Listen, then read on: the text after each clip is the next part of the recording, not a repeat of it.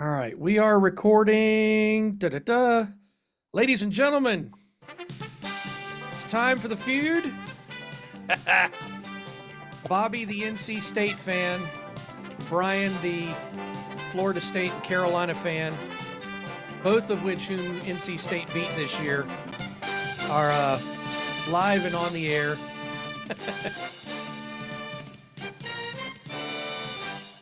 All right, Bobby, go ahead and rub it in about your NC State Wolfpack beating my Tar Heels this week. No, man. No. Hey, listen, as soon as I say that, we will get absolutely run out of the gym and I almost said Carmichael instead of the Dean Dome. So they're talking about redoing the Dean Dome and maybe playing in Carmichael while the renovation's going on. I'm like, I'd be okay with that. We have our women's Yeah, season tickets over there and love it. So, all right, yeah. folks, you're here to hear about real estate, not Carolina versus NC State. Notice I said Carolina first, just saying. Um, got a couple folks joining us on the road here. We are recording just so that you are aware. This will eventually go on YouTube a little bit later this afternoon, so you'll be able to re-access this and listen to it like a podcast. That is our whole goal with all of this, so that you guys can hear what's going on. Uh, Normally, I kind of take the lead on here, but and start talking about stats, but um, I really, to be honest with you, Bobby, the stats are pretty consistent. Seasonality kicking in where we are seeing that reduction the week of Thanksgiving with the number of people taking their homes off the market. We had about, let's see, 140 plus 150, right at 300 homes taken off the market last week, and 99% of them were resales. I'm guessing the new constructions that are not on the market anymore are under contract at this point. So we're seeing that seasonality built in. It's the end of the year. We're talking about what we've seen versus what we think's going to happen in 2025. So I don't know about you, but my crystal ball broke like a big dog and shattered all over the place in 2024. So Bobby, talk about the 555 that we talked about in 2025 and fill everybody in on what we've seen. Yeah. So all the predictions, and by the way, happy December to everyone. And thank you, Brian, for including me on these calls. I really appreciate it. It's so much fun. So if you recall that all the prognosticators, the pundits were saying that year 2024 was going to be the year of the fives. And those fives were going to be that we were going to see 5% appreciation rate in home values. We were going to see 5% interest rates. And we were going to sell, what, 5 million homes Hmm. in 2024 as well. Is that right, Brian? That's correct. And How'd we do? so we didn't do so well, my man.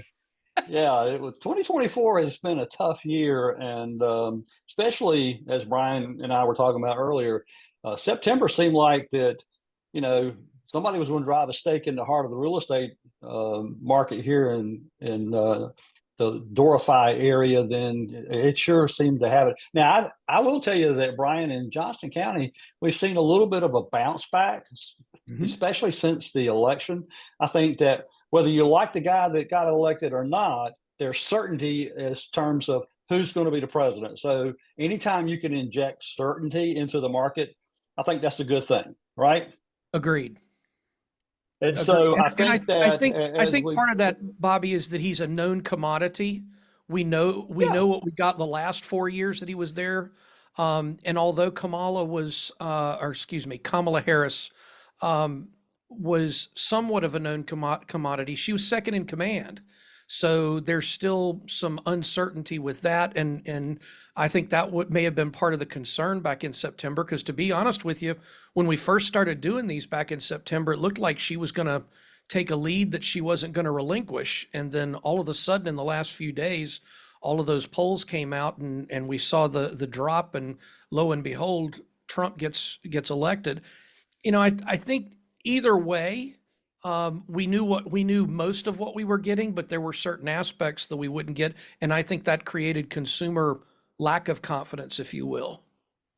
yeah. The other thing that I think that has helped, and we know this is a changing environment, but anytime you can see any stability in the Middle East with what's just recently been announced with the ceasefire now, obviously that's going to kind of come and go, but any sort of geopolitical stability helps as well. And then we've seen interest rates kind of help with with the 10-year treasury, and you can get more into deep in the weeds in that. We've seen some of those yields drop, which would inherently mean that the interest rates were going to and they've been volatile, and I think there will continue to be some volatility in that. But I think that we've seen some interest rates come down, especially where are we at, like 6.88 or something like that this morning. We're to 6.8 handle at the moment. Yep.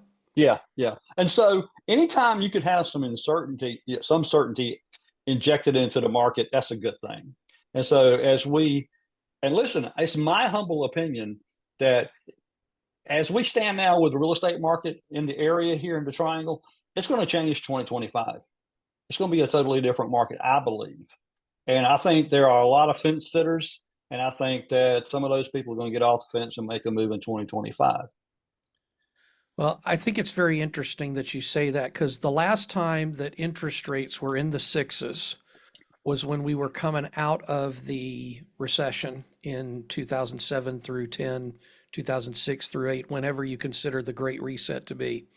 Yeah. And we were at even a 7 handle back then, and sold 4.9 million houses in 2010 and 5.2 in 2012. And we're down to 4.2 million homes sold. At least that's what we're trending towards the end of the year this year. And out of that, we were kind of expecting new construction to be around 1.5 to 1.6 this year, and it looks like it's going to finish up in the 1.3 range. So that's yet another 300,000 units short that we are, after we've already been about, I'd say we were probably at least 3 million units short, which is what's creating the rental market that we've got. But it's interesting because in a lot of the state of North Carolina, rents are actually down by about 1.25 to 1.33 or 1.75%. And so there are people actually out there talking about the difference. Am I better off renting versus buying? And never in my career have I told people until recently, you may be better off, you'd be better off selling. That's what or owning. That's what I've always said. But now I'm beginning to tell, I had a guy that was only going to be here for a 30-month contract. And I said, do you want the ability that if you don't like the area that you're living in, to be able to move and find a different one in a year from now? And he says, well, yeah, because I don't really know the areas that well. Well, when you're only going to be here 30 months, you don't sit somewhere for 6 months to decide where to buy a house for 2 years. No. It really depends on the mindset of the owner. But I'm in total agreement with you. I think there's a lot of pent up demand. I think the biggest challenge for a large bump in inventory is going to be, what do they have to buy when they sell? And I think that as we've talked about previously, and you especially down in Johnston County with your high percentages of new construction, when people sell, they're going to new construction right now because they can buy something that's brand new. They don't have the maintenance costs that they do. We're seeing, the cost to maintain a home that was built in the 90s compared to one that was built in the first decade of the 2000s is a 26% difference. And Yeah. I'm in a house that was built 30 years ago at this point, and we've got some stuff that we've got to do in the crawl space. We've got some exterior stuff. We're probably looking at another HVAC system for the second time. You got to start considering those. And I think the people are leaning towards the less hassle of buying new construction. And when you look at it, if you can buy resale for $475 and new construction for $480, and by the time you get into the resale, you have to spend $35,000 making it yours, might as well go ahead and buy brand new, and you got all your colors, your countertops, et cetera, picked out, and you've got what you want. The question is, what's the style of living? The other thing that I'm finding interesting, I don't know what you're seeing down there in Johnston County, but up here in the Wake Forest and Youngsville and Franklinton area, southern Franklin County and Granville County, I'm seeing homes that don't have this open concept as much anymore because they're so much smaller. I mean, our average home size right now in my area that's on the market for new construction is about 1,900 square feet. Now that 1,900 square feet is going for anywhere from 500,000 to 650,000, depending on the finishes and everything. But I think people are starting to live smaller, and we're seeing that now. Are there still some multi-generational families? Yeah, the NAR profile came out, said 17% of home buyers are buying for multi-generational, but there's a lot of people that just flat out can't afford to pay that, because you got to get Hmm. into the sixes to have the fourth bedroom and the downstairs master. And man, if you're looking for two masters on the downstairs, you may have one in the entire county. So I think that's part of the hard part about predicting what we're going to see in 2025. But what it does tell us is there's going to be interest in moving up for people. Uh, most of the numbers that I'm seeing, Logan Matashami from Housing Wire and Lance Lambert from Resi Club, most of them are predicting anywhere from a 3.5 to 4.5% rise in home values, which would be right at that median line since 1975. But there's one outlier there, Apollo Global Management. Have you ever heard of them, Bobby? I, I I had Yeah. never heard of Apollo Global Management until this morning, to be quite honest with you. And I started reading through their Twitter account. Apollo Global Management's estimate of home price appreciation is double what the next highest one is. Um, and it's up at 10.8%. I'm just not seeing that here in the Triangle market, here in the state of North Carolina. I'm just not seeing that, even though inventory is low. And part of their rationale is that inventory is low, but I don't think that's a singular driver to make such a huge difference in that. I'm going to pull up some numbers here. I put a blog entry up there. I've actually put three blogs on the website. If you want to go to brianpateseminars.com and check out the news portion of it. But listen to their 10 facts on real estate, Bobby, and then I'm anxious to hear your response. Number one, U.S. homes getting smaller. Size of new homes built has been declined by 12% since 2016. We just talked about that. Median age of all home buyers is now 49 years old, up from 31. The first time home buyer is 38 years old on average these days when they buy their first property. The Apollo home price model predicts that houses will increase by 10.8% in the coming year. 40% of U.S. homes do not have a mortgage. That's high. That's a lot more Hmm. than I expected. The average number of homes sold per real estate agent in the country. I love this stat. So these guys take every licensee in the country and divide the number of homes sold by the licensees. That number is 21 homes for every real estate licensee in the country. 21 homes sold, and that number is down from 54 in 2004. Wow. Back in 2004, if you remember, we had 1.9 million new homes built. There were 5.6 million homes sold in the US when you look at that. So even though there were a lot more homes sold at that point, we're seeing a lot of people get out of the real estate business, a lot of agents getting out, a lot of them because they just simply can't afford to stay in it because they're not producing enough.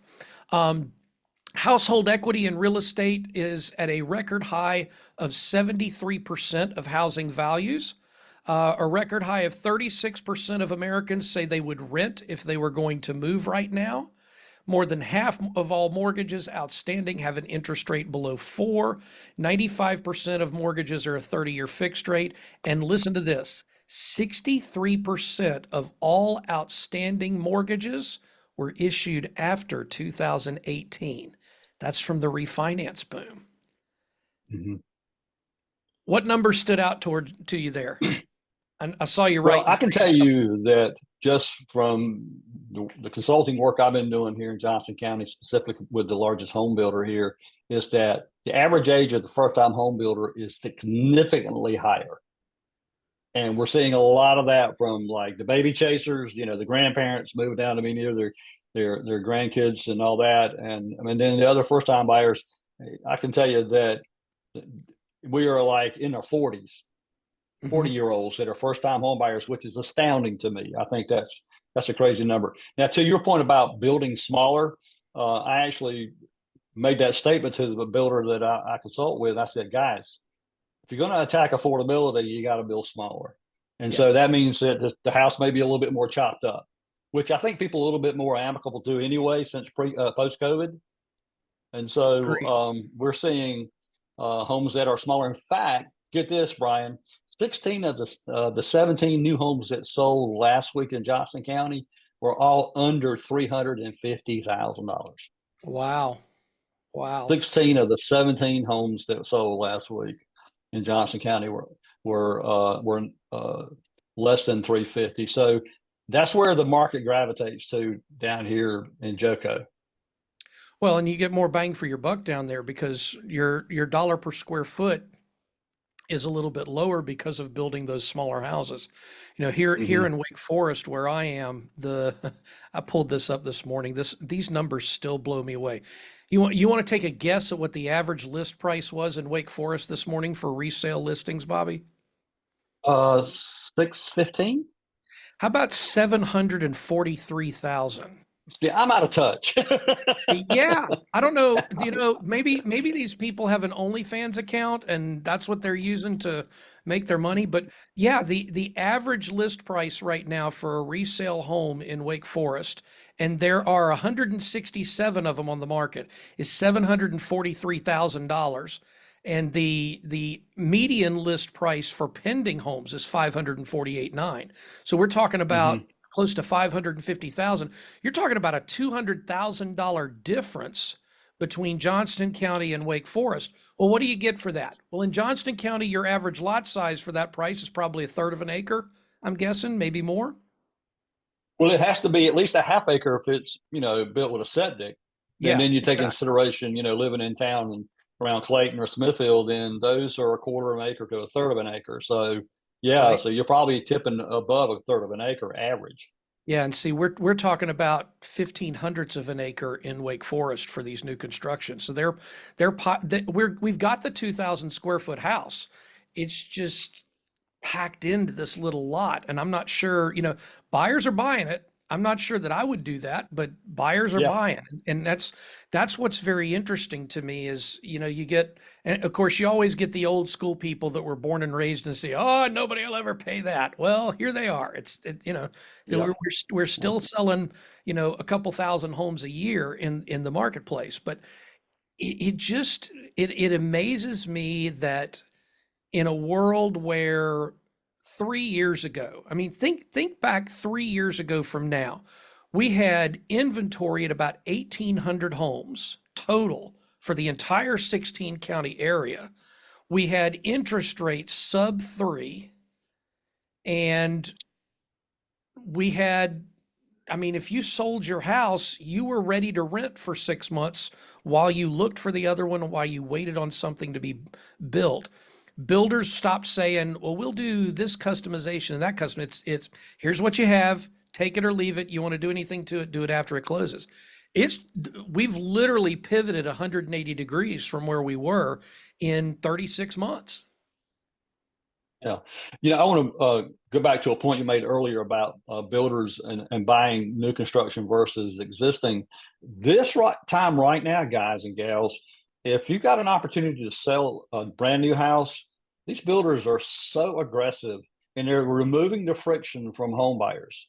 And by that, I mean the upfront cost to get into a home. So have you priced a new refrigerator lately? So if I'm in need of a new refrigerator for my new house, I'm going to be ponying up somewhere between 2,500 and $3,000 just for that. And so these builders are jam packing these new homes with refrigerators, washer dryers, blinds. You can be very aggressive in asking for upgrades and for closing costs and for these appliance packages because builders want to unload their inventory before the first of the year to get those off the books. So if there ever was a time to go after a revenue stream, my recommendation is to take your buyers out and look at new construction wherever that's happening because builders are wheeling and dealing right now. Yeah. One of my coaching clients this morning is an agent down there in your area. and she actually got, so the buyers paid the full list price. They got the buyer's agent compensation paid by the builder, and Hmm. they got refrigerator, washer, dryer. They got the garage door did not have a motor on it, so they had a garage door, electric garage door opener put into it, and the builder paid $12,000 in closing costs as long as they could close before January 30th. It used to be a deadline. If you didn't get under contract in November and close it by December 30th, you didn't get those deals. But it looks like the builders are trying to. I think, are the builders hoarding cash to try to be able to circulate the properties again? Yeah, yeah. And by the way, a lot of these builders will pay a spiff to the buyer's agent. They'll give them an additional grand or something like that to the buyer's agent as a bonus above and beyond whatever that commission is. If you're in North Carolina, by the way, don't forget to use Form 770 if you do that. Yep. 770, because if it goes above your agreed upon, you can be in violation. So let's talk about that for a Great minute. point, Brian. The finalization of the NAR settlement happened last week. Woohoo! Done with it. Do we Now we not can have enough to talk about? My gosh. now we can finally adjust. Oh my God. And the funny part is, I think one of the things you're talking about with the election earlier, knowing what the administrations would be bringing to the table. We know the Trump administration tends to call off the dogs when it comes to the DOJ.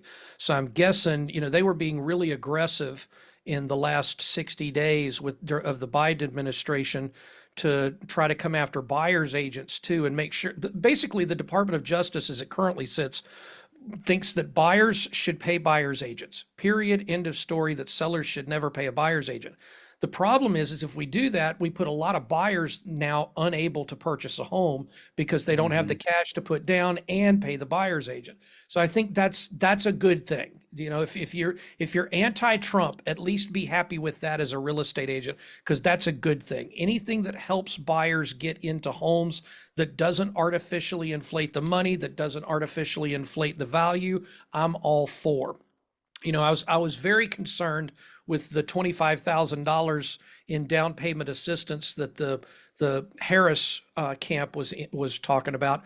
I think that's something that eventually may have caused some of their demise, because people are like, well, wait a minute. If you give everybody $25,000, even if it's just certain people, that's just going to drive up prices 25,000, and that's mostly Right. first-time home buyers who are already paying, an entry-level price of 350 to 400 instead of 275 to 300 like it was 3 years ago. So I think Right. that ultimately was a piece of it also. Thoughts? Well, I was actually going to turn it right back around and ask you what you thought of the DOJ's response to the approval of the lawsuit I thought it was dirty pool that the DOJ waited till the day before the final hearing to bring up at all of their night. points. And at night, yeah, Exactly. they literally submit. I think they submitted at like 8:15 p.m. Eastern time with their Yep. objections.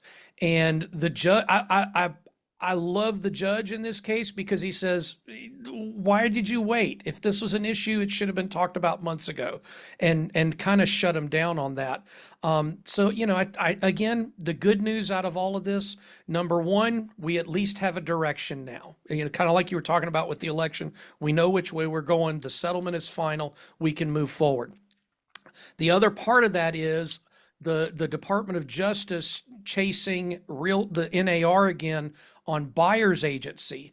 That's going to Hmm. be helped there. So I think at least for the next 4 years we're good, and probably for the next five. I'm trying to figure out if in 5 years I'll be old enough to be retired and make enough money to be able to do so, so that I don't have to get back into the middle of that fight, because that was not a fun one to be on when they were going Yeah. after that. But I thought the leadership handled it well.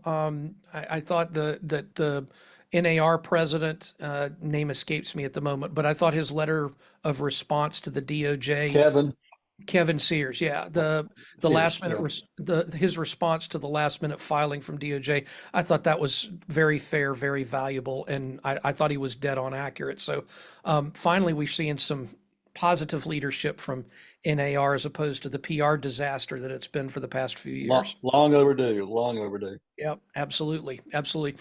So another thing, speaking of NAR, that will be interesting to watch, we're getting ready to hit the deadline for realtors to pay their MLS dues.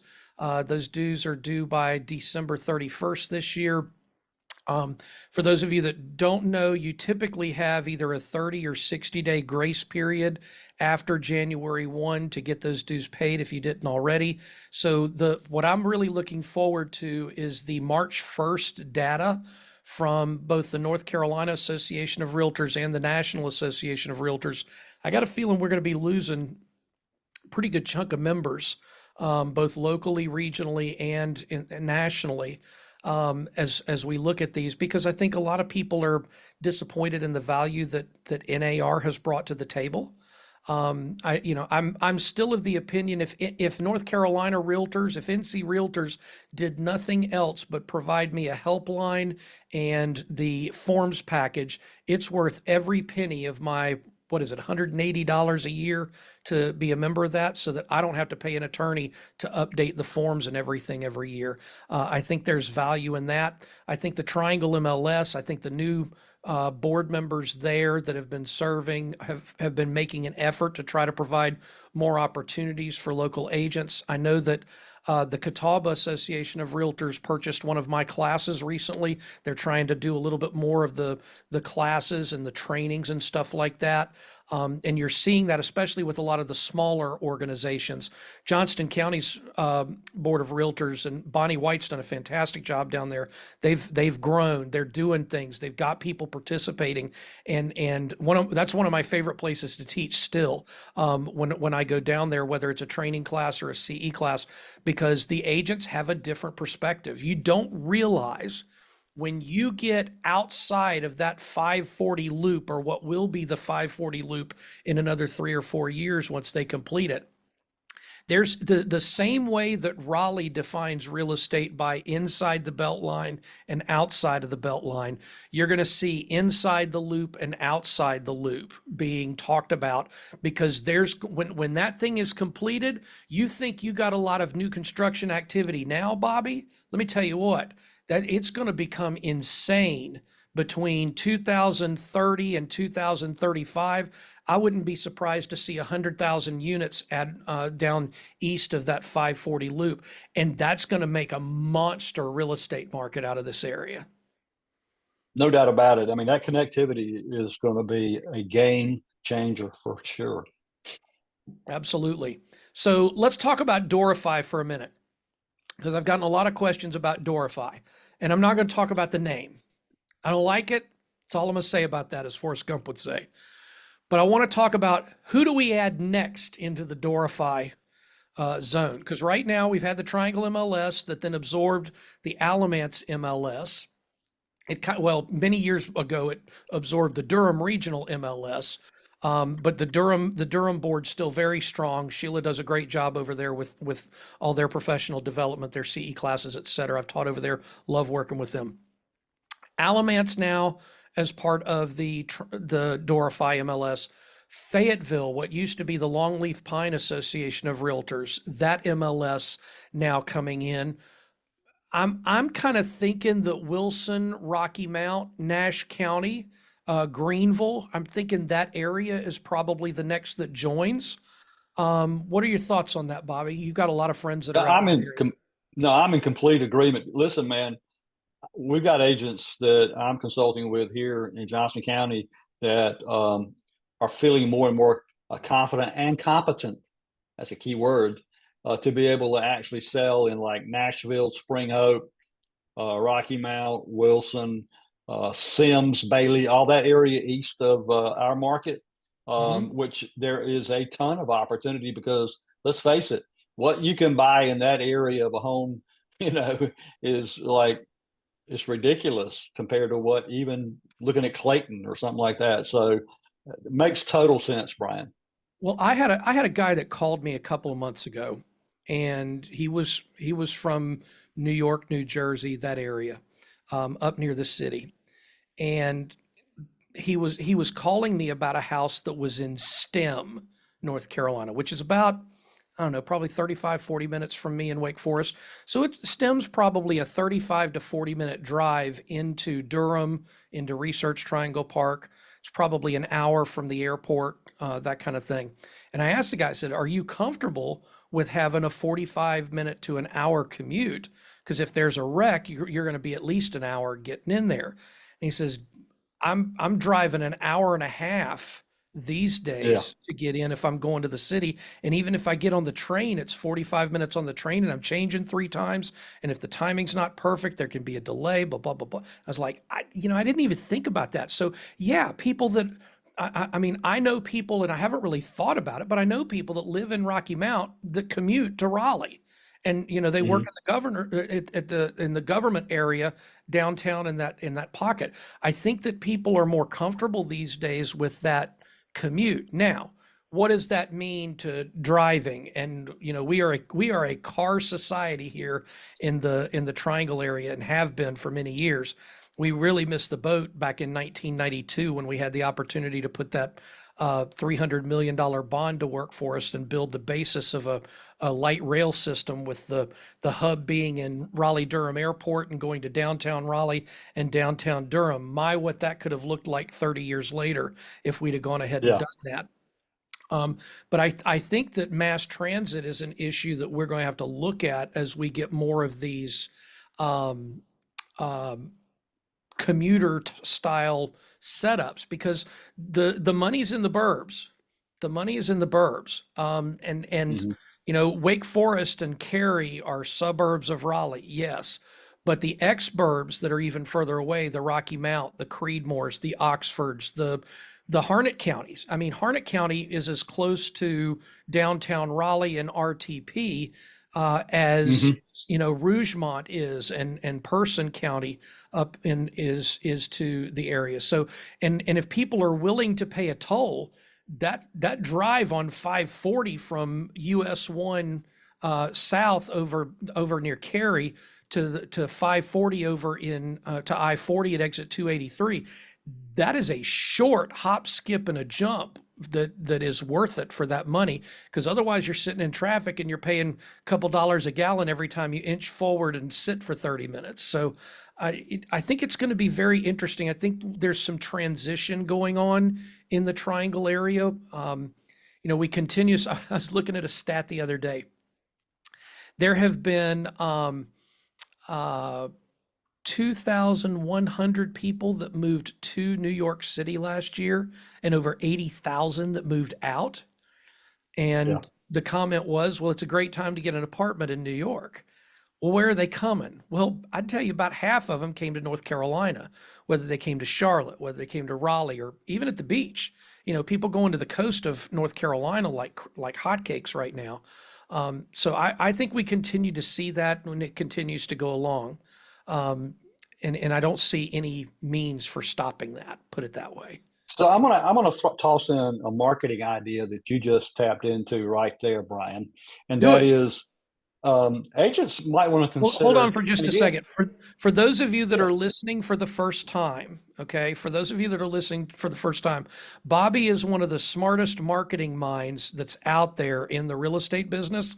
So I just want to make sure you're paying attention as he gets ready to do this, because he's getting ready to drop a bomb right here. We've been heaving some nuggets at you. You're getting ready to drop a smart bomb on here that's going to help you make money. So pay attention. All right, Bobby, go ahead. well, man, I hope I can live up to that. Thank you, Brian. So, based on whatever your Google Analytics look like of where your inbound site traffic's coming from, and I can tell you here in Johnson County, ours is, believe it or not, people are looking from Charlotte to move to Raleigh. We're looking at people from uh, the, the Northern Virginia, Maryland, DC area are looking to move to Raleigh.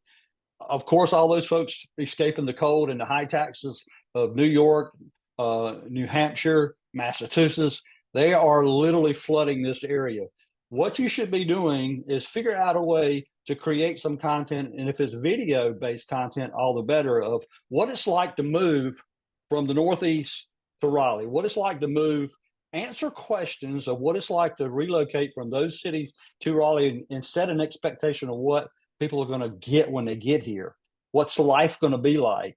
And so if you can create that content, and I would repurpose it into video content, social post, write a blog post, anything you can do to set yourself up to be that relocation expert, and let your analytics from your website of where that traffic's coming from be a key driver on where you decide what you're going to write about in terms of relocating from and to Raleigh or Clayton or whatever that might be. The second thing I would say do to piggyback, and that would be to Google maybe the top agents in your market, or if you've got referral networks through Real or whatever franchise of top agents in those markets, create relationships with those agents so they think of you when they start sending that traffic this way, and then reciprocate. I'm always about reciprocating so that if anybody happens to be moving from this market to those markets, now you've got someone that's an expert that you can trust to recommend and refer to up there.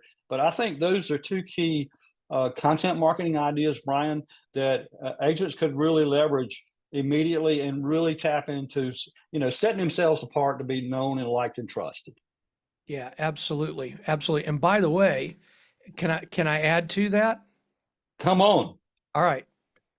Go to Chat GPT and type in what's the difference in cost of living from city A to Raleigh, Durham, whatever, and use that information in your blog. You can do a Put that series. meat on that bone. Yeah, Absolutely. you can put a series of posts together. Remember, one of the best things for your blog from a search engine optimization standpoint is to have internal links to other blog articles.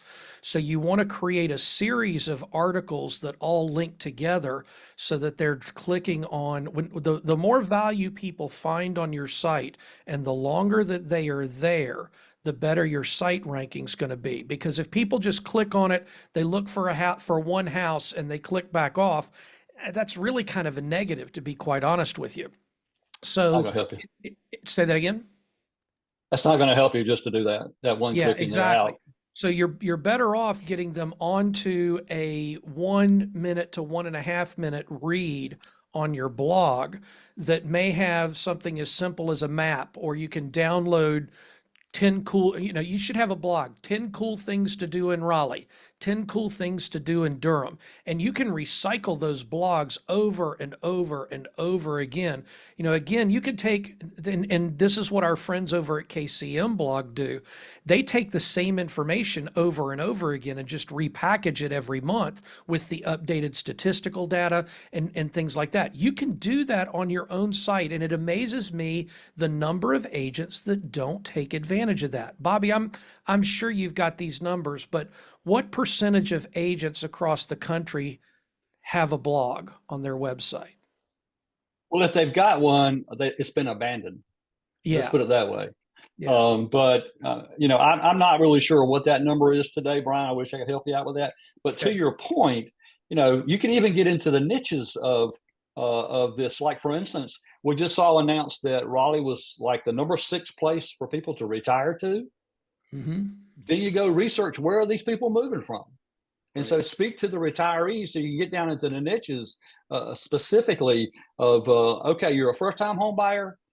Then we talk to that market, and again, just embrace Chat GPT and throw in a really good solid prompt. And if anybody needs, help with formulating a prompt, I mean, we're as real estate marketers, we're also expecting now to be prompt engineers, right, Yes. Brian? Yes. If you're going to be any Yes. good at, unless you're going to suck at AI, you really need to know how to throw into a really solid prompt so that you can get a really good response. Well, and it's such a time saver. What used to take me 3 hours Absolutely. to write a blog now takes me about 45 minutes. And that's including the other thing I would suggest that's made a huge difference for me is take all of your blogs that you write, put the title of the blog, create an Excel spreadsheet, the title of the blog, how long it is, what the major topics are on it, and then put the link in there so that you can just go grab that link because as your blog gets more information on it, as it gets more robust, those links that drop back and forth to each other are huge. If you go, you can go to my website at brianpateseminars.com or paterealty.com. By the way, paterealty.com hosted by Dacno, my friends down, who happens to be Bobby's son, Brad. But if you go to my website and click on the blog or the news on the seminars website, you'll see I don't post a lot. I should post more, and that's actually one of the focal points for me in the new year is to post on that blog once a week. But you can literally take one day a week. We all have a day where there's nothing going on, folks. Sit down, create a bullet point list of the things you want to include, upload that bullet point list into ChatGPT and say, using the following information, write a blog article for a real estate agent's website using search engine optimization techniques and writing on an 8th grade level, and then copy and paste what you've put in there. You'll be amazed at what that will do for you. And you don't have to be a professional writer. Now, you do need to read it and make sure that everything that it pulls out is accurate and that it's used what you've given it and it hasn't just made stuff up. But I'm telling you, the open AI model of language model and perplexity.ai, those are the two that I use, perplexity.ai and then OpenAI, both of them have far excelled from where they were a year ago, and certainly from where they were 2 years ago. So if you haven't even considered AI in the last 8 months to a year, I suggest you go back and look at it, because the way that people are using it, the way realtors are using it, people are being better trained on it. And as a result, the system, the algorithm is better trained. Now, I do not recommend that you use it to describe homes. I'm just not a fan of that, but you can take your bullet points about your listing and then say, write an MLS description. You're a real estate marketing expert. Tell OpenAI who it is. You're a real estate marketing expert. Write a 1,500 word description of this property using the following bullet points. You'll be amazed at what you get. You will have to go back and make sure that you erase the word nestled, and you'll want to erase the word boasts. If I see the words nestled and boasts, I know it was written by AI 9 times out of 10. But I've gotten to the point, I use it regularly. I use it to help with my social media posts.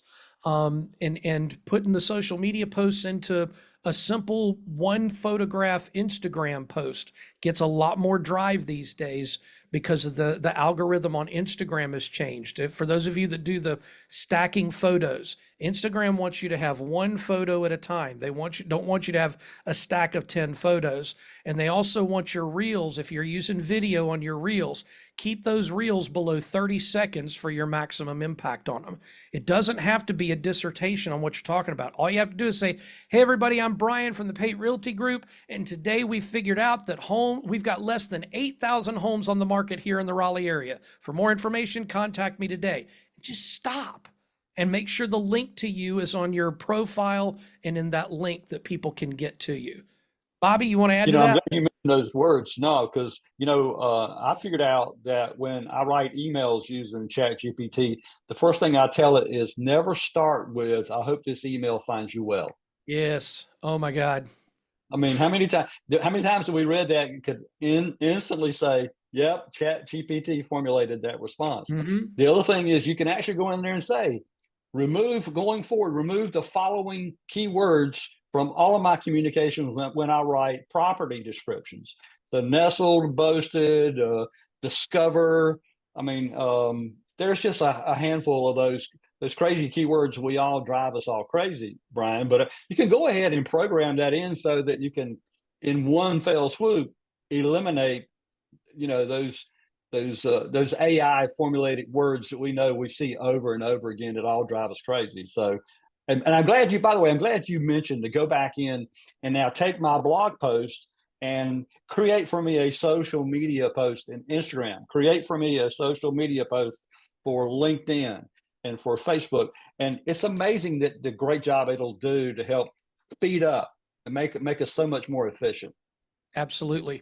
If I can ever figure out how to be sitting at my desktop and post on Instagram, I'd be exploding on there. So haven't figured that one out yet. So, do we have any questions from the audience? I see Justin Talbert here. Hope you're doing well. I know Warren Sumner's at home sick. I think Justin's wearing his 49ers jersey today.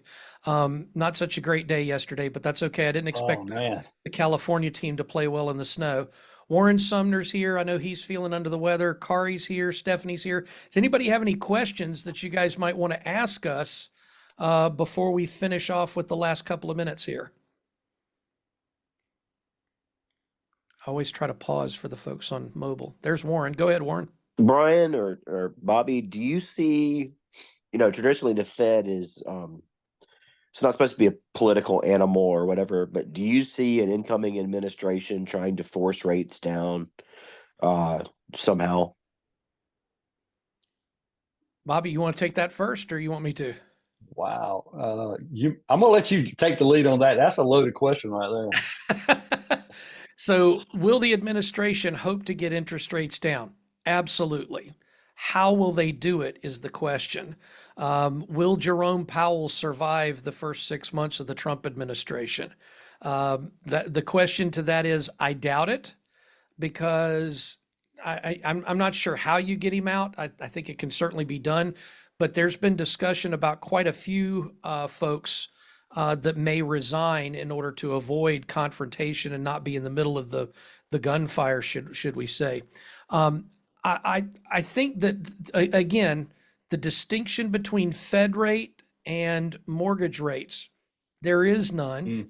The one good thing about the Fed lowering rates has been that the public has now heard that rates have been lowered, but they don't understand why interest rates after after about October 10th began to go up, and now they're up by almost 3/4 of a point, whereas we were almost at a 5 handle for the first time in a long time about 2 months ago.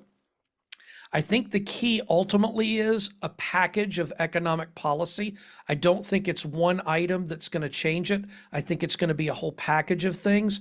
And I think as the economy gets better, which will take 8 to 12 months to start really seeing that, as the economy gets better, the Fed is more likely to not reduce rates and potentially raise them, because I think they got caught with their pants down with COVID when they dropped the bottom out of those rates. I think if we'd have left rates alone during COVID, we would not have seen these massive appreciation numbers that we saw, and I think they've learned from that. So I think they're going to be a little bit slower to go down. Bobby was telling me that Lawrence Yun recently, who is the chief economist for NAR, was projecting 7 rate cuts next year. I'm just not seeing that. In order for that to happen, the market, the economy has to be terrible. And if that happens, and we're talking about a 4th or 5th rate cut in August next year, there are going to be some of you that are on this call that are probably, bagging groceries at the grocery store instead of selling real estate anymore, because that would indicate to me that it would be a really down economy. Luckily, even if the economy nationally dips a little bit, our economy here in North Carolina is pretty resilient with the way that it's built right now, because it's a service economy, it's a tech economy, it's a banking economy. Those things are necessary evils in the market. And, I don't think the rest of it is going to be an issue here. So even if we do have a recession, I don't think we're going to feel it as much in North Carolina as we would in other parts of the country. Austin, Texas right now is struggling. They've had 18% price drop in the last year and a half. They've got the inventory is massively increasing. They're facing what we faced during the Great Recession in 2008 and 9, when I used to send out postcards that said sold in only 163 days. We're not, that's what they're facing right now. We're still at a market that's about 70 days on average. And although I do think, those of you that have been in taken classes from me for years, you've heard me say that 6 months is a balanced market. I'm not sure that 4 months isn't the balanced market of today because of the way the marketing has changed. It takes less time to sell a house because the marketing gets to more people faster. So, 10 years ago, 12 years ago, we were looking at 120 days to 180 days on the market to even get an offer. We're very rarely seeing that these days if the home is priced correctly. So I'm gonna dive in because you gave me some confidence there, Brian. Number one, uh, could the administration have influence on interest rates? And I say yes, and here's how. If they are able to do something with this crazy deficit that we've got, because I think that's one of the biggest challenges to our interest rates now is just the Fed is scared to death of how to cope, how to handle the ever growing deficit that we've got. So, and we know from previous Trump administration, he wasn't the most frugal when it came to, helping to, slow down the deficit. He was a spender. And so anything that we can do to slow down that, because obviously Biden was a big spender. He was a big money printer. And so I think that if there's anything that the next administration can do to influence the interest rates would be to see what they can do to slow down the spending. Well, and I think you hit the nail on the head there with printing money. If I've got $20 bills and we print another $20 bills, my value of that dollar just went down. Because Yeah. there's double the number that are out there. And I think that's what Trump will battle against with the international markets, because I don't know if you saw it last week, the dollar took a hit internationally, and that's part of the reason he's talking about these tariffs. I do think that the printing of money was one of the big challenges that we've had in the last 2 years. It's probably what Agreed. held off the Fed from starting these rate hikes or rate reductions a little later than they would have otherwise. I really thought that we never should have gone below about a 4.75% prime rate personally. I think that's a fair number when you look at, at 4% prime rate, you're out earning inflation if it's at 2.5%. And that's one of the keys with saving. You have to be able to out earn inflation. Now, everybody did that with their house, and we as realtors were like, well, yeah, but the value of your house has gone up. That's not liquid cash. That is not liquid cash. That's down the road money, and you don't get that until you liquidate and sell that property. And it's not something that can be liquidated in a 48-hour transaction period like a trade for a stock or something like that. So I think that was misleading in some cases. I think ultimately, if you are a realtor, here's Brian's financial advice for 2025. This is going to be a little bit higher level and maybe a little deeper than some of you have ever heard before. Stop spending your money on stuff and spend your money on assets that will make you more money. I don't care, you can buy an index fund right now that is an S&P 500 index fund and put $25 a week into it. And that index fund at the end of that at the end of 50 weeks, it's going to be, sorry, I'm getting an Amber Alert on my phone. I need to turn it off. It's vibrating my sound system. Sorry about that. But I think when you look at that $25 a week is $1,250 at the end of the year. But that value is going to increase by about 8 to 10% every year. That means you're making 125 next year in 2026 while you're adding another 1250 into it. And then the next year you're making 10% of 2500. And that compounded interest adds up, as my youngest daughter says, bigly. Bigly. Do you know what that means? Hashtag bigly. I didn't know what that meant until she came home for Christmas. So it's my new word that I'm going to use. But I think real estate agents forget, stop buying a new car every 4 years. Yeah, well, Brian, you taught us you can write it off. Yeah, but it didn't mean to buy one every 4 years. You're still using money in order to do it. The key is if you buy it and you write it off and then you drive it for 5 or 6 years, now you've got an asset. Technically, in the words of Robert Kiyosaki, who wrote Rich Dad, Poor Dad, your house is not an asset until it's paid for. Your car is a depreciating asset.